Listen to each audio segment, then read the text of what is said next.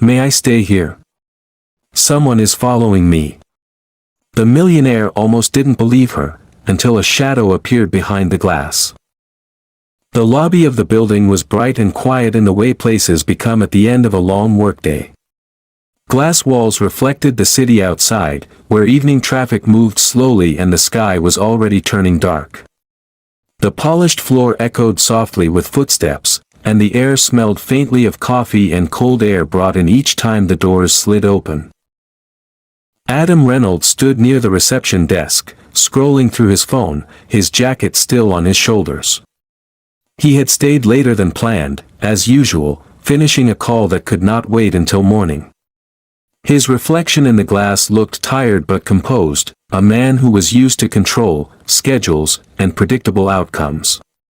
Outside, the city continued its rhythm, unaware of him or his thoughts. May I stay here?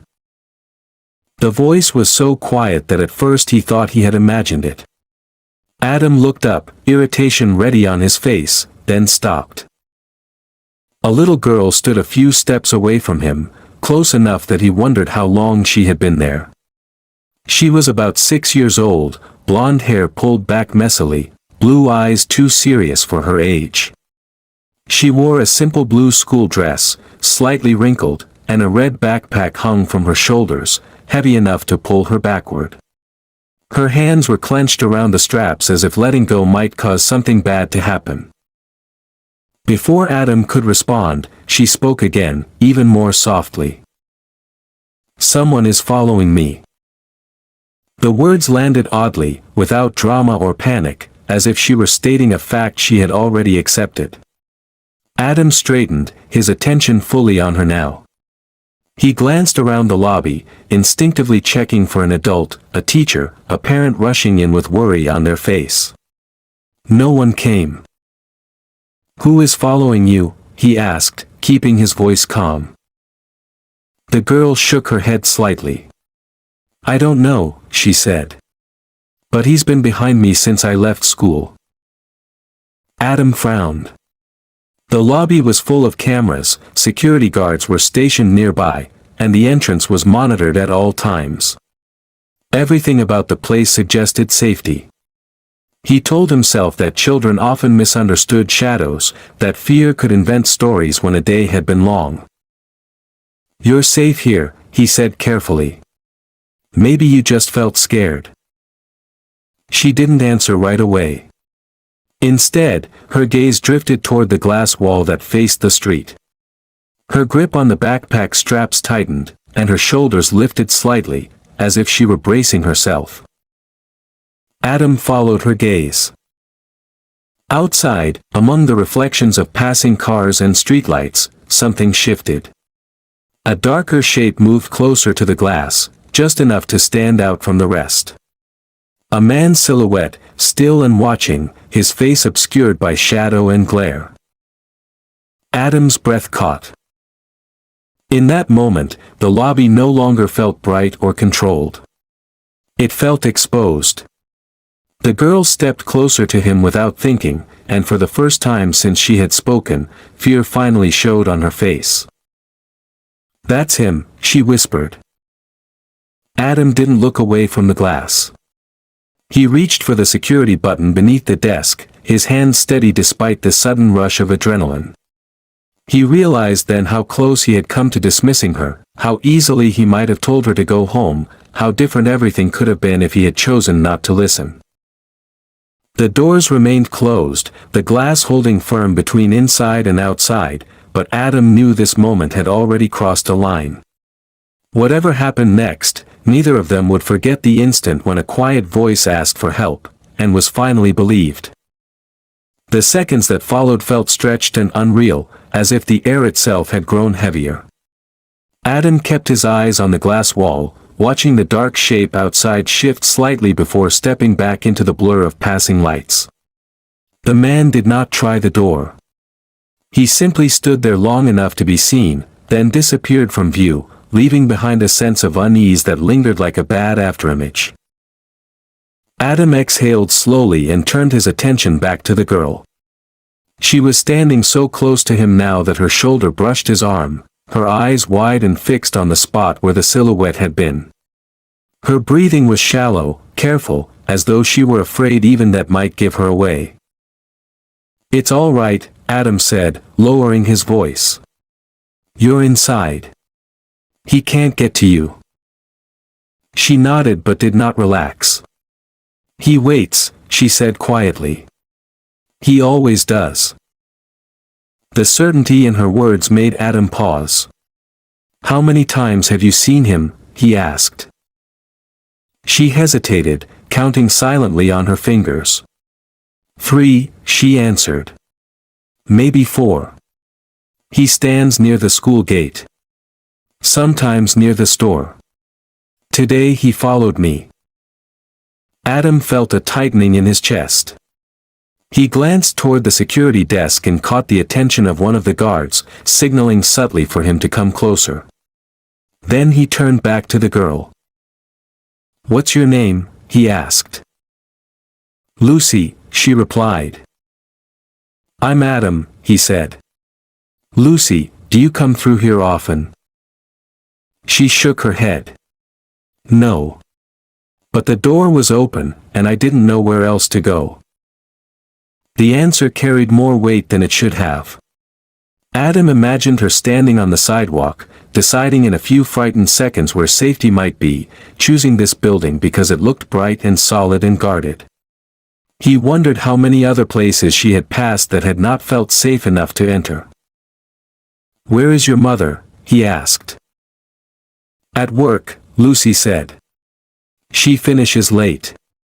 I always walk home alone." The guard arrived then, a tall man with a calm presence. Adam explained the situation briefly, keeping his voice neutral, while Lucy listened closely. The guard nodded and moved toward the entrance, scanning the street outside. "Did he say anything to you?" Adam asked Lucy. She shook her head. "No. He just looks. When I stop, he stops. When I walk faster, he walks faster too." Adam's jaw tightened.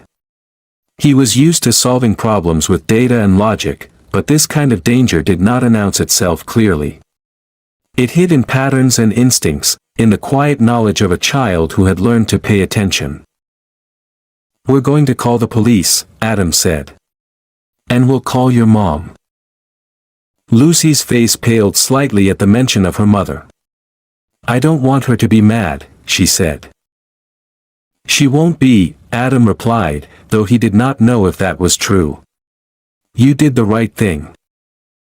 Lucy looked at him for a long moment, searching his face with the same careful focus she had used on the street. Slowly, she nodded, as if accepting that for now, she did not have to decide anything else on her own. Outside, the street looked normal again, cars passing, people walking, nothing to suggest what had just happened.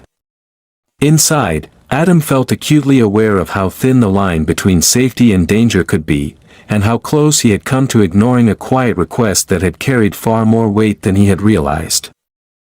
The police arrived faster than Adam expected, their presence cutting cleanly through the uneasy stillness that had settled over the lobby. 2 officers stepped inside, shaking off the cold, their expressions alert but controlled. The guard spoke with them quietly near the entrance, gesturing toward the glass wall and then toward Lucy, who stood rigid beside Adam, her fingers still locked around the straps of her red backpack. Adam crouched slightly so he was closer to her eye level. "They're here to help," he said gently. "You don't have to be afraid." Lucy nodded, but her eyes never stopped moving, tracking every reflection in the glass, every shadow that passed outside. It was clear that this was not the first time she had waited for danger to return. One of the officers approached them and knelt as well, softening his posture. He spoke to Lucy calmly, asking her to tell him what she had seen, where she had been walking, how long the man had followed her. Lucy answered carefully, choosing her words with the precision of someone who knew she needed to be believed. She described the man's coat, the way he stayed just far enough away not to be noticed by others, how he never spoke but never disappeared either. As she talked, Adam felt a growing heaviness in his chest. This was not imagination. This was a pattern. The officer nodded slowly, then stood and stepped aside to speak with his partner. Adam caught fragments of their conversation, reports, previous calls, a description that sounded familiar. His unease deepened when he realized this was not an isolated incident. A few minutes later, the glass doors slid open again, and a woman hurried inside, her face pale and frantic. Lucy turned at the sound of her footsteps, and something in her posture finally broke. "Mom," she whispered. The woman rushed forward and dropped to her knees, pulling Lucy into her arms with shaking hands. "I'm so sorry," she said over and over, her voice cracking. "I was late. I should have been there." Lucy clung to her, but her eyes flicked briefly toward Adam, as if checking whether he was still there. He stayed where he was, giving them space but not stepping away. The police explained what had happened, their voices calm but serious. Lucy's mother listened in silence, her hand pressed protectively against her daughter's back. When they mentioned similar reports near the school, her face drained of color. "I thought she was just scared," she said quietly. "She told me about a man once, but I didn't see anyone. I didn't want to frighten her." Adam felt a sharp pang at that. He understood the instinct to dismiss fear when life was already heavy, when there were bills to pay and shifts to work and no room left for imagining worst-case scenarios. Still, the cost of disbelief stood trembling in front of them. The officers assured her they would increase patrols near the school and begin actively searching for the man Lucy had described. They took statements, wrote notes, asked careful follow-up questions. Time passed almost unnoticed until the lobby lights dimmed slightly, signaling how late it had become. When the officers finally left, the building felt too quiet. Lucy's mother thanked Adam repeatedly, her gratitude raw and unfiltered. "If she hadn't come in here," she said, unable to finish the sentence. Lucy stepped away from her mother and walked back to Adam. She hesitated, then spoke. "You stayed," she said simply. Adam met her gaze. "You were brave enough to ask," he replied. "That's what mattered." She considered that for a moment, then nodded, as if storing the idea somewhere safe. As Lucy and her mother walked toward the exit together, Adam watched them go, the glass doors closing softly behind them. The lobby returned to normal. Phones rang. Footsteps echoed. The city outside moved on.